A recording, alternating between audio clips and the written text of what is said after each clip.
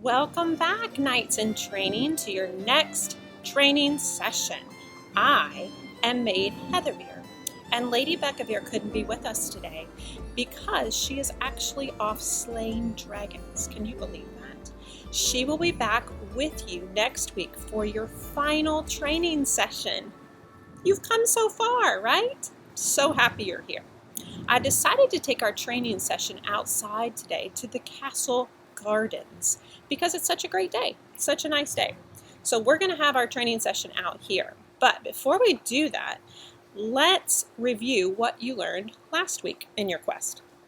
So remember, with Lady Beckavere, you guys talked about the cherished story of Jesus's birth, right? And we learned that Mary, his mother, unlocked the secret to the shoes of peace. Do you guys remember making those shoes? Hopefully you do.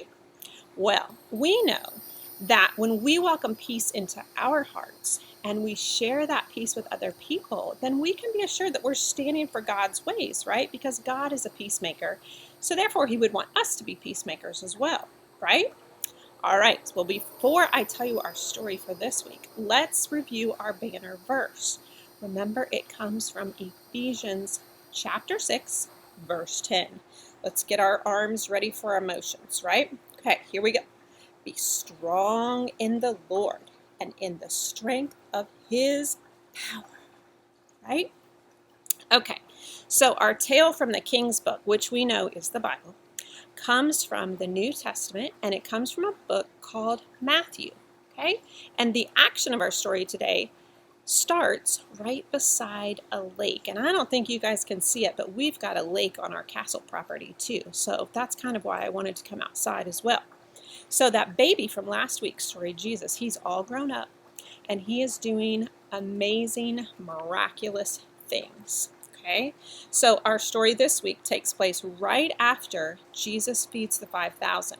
Now, we didn't talk about that story last week, but if you've been in Klubhouse, we have talked about that story before. So remember, when Jesus fed the 5,000, it was a huge miracle because wherever Jesus went, all kinds of people followed him. They wanted to hear what he had to say.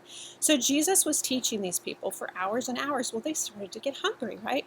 But they didn't have any kind of food to eat. And so Jesus told the disciples to feed them. And they're thinking, what? It's not like the disciples could just hop in their car and go to the nearest McDonald's, right? We know that's not the case. So they didn't know what to do. Well, a young boy had a lunch with him, and it wasn't very much, just some bread and some fish, right? Well, Jesus prayed and asked God to bless it, and so the disciples started passing out this boy's lunch to 5,000 people, and it fed everybody, and they even had leftovers. Isn't that an amazing miracle, right? Okay, so that has just taken place right before our story starts. So Jesus had finished the miracle of feeding the 5,000. All the people were filled up, right? Their bellies were full, and the crowds were settling down, and Jesus told his disciples to get into a boat and go to the other side of the lake, right? So he decided this was a good time for him to go up into the hills and spend some time praying. And he often did that, right? He often would be teaching a lot, and then he would go spend time alone with his Father, right? God. So Jesus went up to pray. The disciples got into the boat like they were told by Jesus, right? Well, Jesus prayed, and he prayed a long time. He prayed even after the sun went down. Meanwhile, the disciples were having some trouble.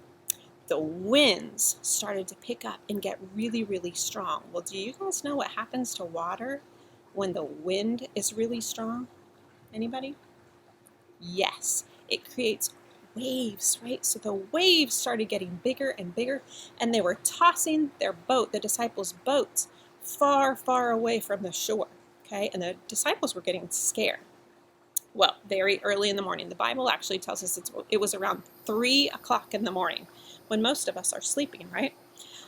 But Jesus came down from praying, and listen to this, boys and girls. He came down from the hills where he was playing. He walked on the lake towards the disciples. Did you get that? He didn't swim out to the disciples. He walked on the lake to the disciples. Can you imagine seeing that? You're in a boat, you're already scared because of waves that are, crashing against your boat, and then all of a sudden you see somebody walking out to you on the water. Well, what do you think that the disciples yelled? Yes, they yelled, "Oh, it's a ghost!" They were so frightened. Well, Jesus told them, hey, it's me. Don't be scared. It's me. Be encouraged. It's me. Guys, you know me, right? I'm your friend. Well, Peter, who was one of Jesus' disciples, he said, hey, Lord, if it's you, then let me walk out to you on the water. Jesus says, sure, Peter, come on out. So Peter, can you guys imagine this? Just picture this in your head. Peter's like gingerly getting out of the boat, right? Stepping down, seeing if he can actually do this, right? Because he's a mere man. He's just like you and I, right? So Peter gets out of the boat and he starts walking towards Jesus. Now, can you imagine the other disciples? Now they're not just seeing one guy walk on water. They're seeing Peter walk on water too. I would have been, what? I've been out of my mind, right? Okay, so Peter starts walking towards Jesus, but then Peter starts to look around and he notices these waves are really big, and oh my goodness, this wind is so strong. He gets so frightened and he starts to sink, right? Well, he yells out to Jesus. Well, what do you think Jesus did? Of course, Jesus immediately reaches down, grabs up Peter and says, you man of weak faith, why did you start to doubt? Now, that might sound kind of like a stern reaction from Jesus, and maybe it was, but when I think of this story, I imagine Jesus like having a little smile on his face and maybe winking at Peter like, Peter, why'd you doubt me? I'm right here, right? So as soon as Peter and Jesus get back into the boat, the winds calm down, and the disciples all look at each other and they say, oh my goodness, this has got to be God's Son, right? Because they not only had just witnessed the miracle of feeding the 5,000, but now they had just witnessed another miracle, Jesus and Peter walking on water. Now, what do you guys think that this story says about God or about Jesus? Any thoughts? Do you guys think that I could probably, and you guys too, have faith that Jesus will help me when I'm scared or when life's ups and downs come my way or your way? Definitely, right? All right, let's see. I bet you guys were listening so well. I've got a few questions for you, okay? And so put your little thinking caps on. First one is, when the disciples saw Jesus walking on the water toward them, what did they actually think that it was? Anybody? I think I heard somebody say ghost. You're exactly right. They thought it was a ghost. Do you think that's what you would have thought it was? Do you think maybe we would have thought, is that another boat out there? Probably not, right? Jesus was not quite as big as a boat, right? Okay, so they were seeing it with their own eyes, guys, and they still had a hard time believing it. So they were like physically seeing Jesus walking on water, and they still had a hard time believing it. So then, who decided to join Jesus out on the water? Who was it? What was that guy's name? Peter. That's right. Now, was Peter able to walk on the water at first? Yes, he was, right? But then what happened? You guys remember? Yeah, he started to sink down into the water, right? That's right. He started to sink. So Peter was doing great, right? He was walking, and then all of a sudden, remember, he looked around, he saw the wind, he saw the waves, and he probably was thinking, how in the world is a guy like me, it's just a normal guy, walking on water, right? And it wasn't remembering who Peter was that sunk him. It was actually the fact that he forgot who Jesus was. I think that's such a cool thing to think about. A lot of times that happens to us. We get scared, we get frightened, life has ups and downs, and sometimes we forget that Jesus is strong because he has so much power, right? And sometimes we forget to have faith in that power that Jesus has. So I want you guys to remember that, okay? And to help us remember today, we are going to make our next piece of armor, and that is a shield of faith. And I hope that this piece of armor will help you to remember to have faith in Jesus, because we know that faith can protect our hearts, right? So here's what you'll need to make your shield. You can make it out of poster board, you can make it out of paper, or you can make it with just a simple paper plate, whatever you have around the house. So here's my first one. This one is made out of poster board, okay? You could use markers to draw and design it however you want. You guys are so creative. I have no doubts that yours are going to look amazing. Okay, you can even put a little handle. I just used another piece of poster board and stapled a handle so that I can hold my shield in front of my heart, right? Okay, you could put stickers, use markers, crayons, whatever you've got at home. Or, like I said before, you could use a simple, ta-da, paper plate, and you can still have a shield of faith. You could ask the adult in your house to maybe pull up some picture of different shapes so you can see the shape of my first shield. You could look at some other pictures on how they're designed. You could just go crazy with that, okay? So hopefully that will help you remember to have faith in Jesus. Now, I heard a little rumor that some of you got lost on your way to the science lab last week. So we are going to do our science experiment outside in the castle gardens as well.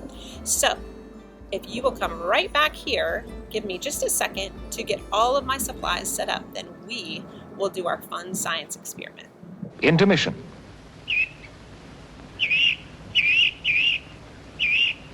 End of intermission. All right, Knights, thank you for giving me a few minutes to set up our science experiment.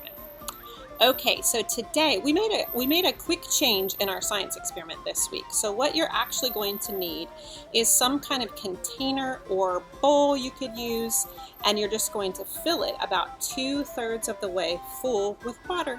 Okay, super simple.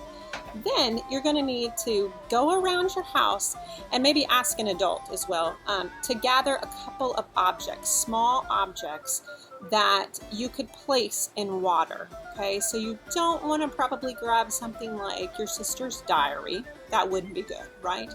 Or your mom's piece of jewelry. She probably doesn't want that in water, right? So ask an adult to help you gather a few items. Here are my items. Are you ready? We have a little koala bear who has lost his ears. Isn't he cute? We have a Lego. I bet you a lot of you have those laying around your house. I grabbed a penny.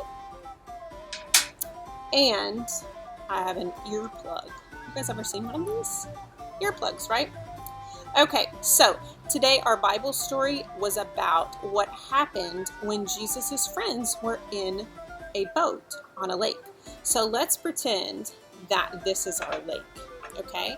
So what we're going to talk about today is we are going to talk about the word buoyancy. I love that word. Say that word, buoyancy. It's kind of a fun word to say, right?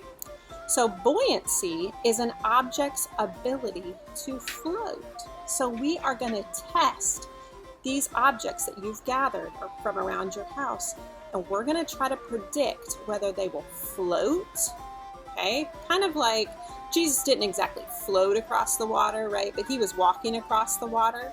Or we're going to say whether or not we think they're going to float or we think they're going to sink to the bottom, okay? So are you ready? Let's start with our little koala bear, our earless koala bear, okay? Do you guys think he's going to sink, or do you think he's going to be buoyant or have the ability to float? What do you think? All right, make your guesses. Here we go. Oh, you can't see him. Hold on, let me hold him up. He sunk to the bottom, didn't he? So he wasn't very buoyant. All right, let's get him out. And let's try our next item. How about the Lego? Because I bet you guys will test a Lego. Let me move this a little so you can see it. You're not going to be able to see me, but that's okay. You don't need to see me. All right, are you ready? Make your prediction. Is it going to float or sink? Look at that. It's very buoyant, right? You can ask your parents if they want to explain volume and density. There's all kinds of science lessons you could learn from this experiment. Okay, what about the penny? You think it's going to sink or float? Make your predictions. we go. Boop. It sunk. That's kind of hard to see from that angle. Do you see it on the bottom? Yep. Okay, I'm going to leave that one in there. And let's do our last item, which is the earplug. Sink or float. All right, here we go. Oh, look at that. It floats. So did you guys predict correct? Doesn't matter if you did or not, right? It's just kind of fun to predict and see what will happen. So if you do this experiment at home, we would love to see your pictures or videos, so please send those to Lady Beckavier or myself, Maid Heatherbeer, and we hope that you will join us next week for your next training session. See you guys later! Have a great week! We got the sword of the Spirit, the shield of faith, the helmet of salvation, and the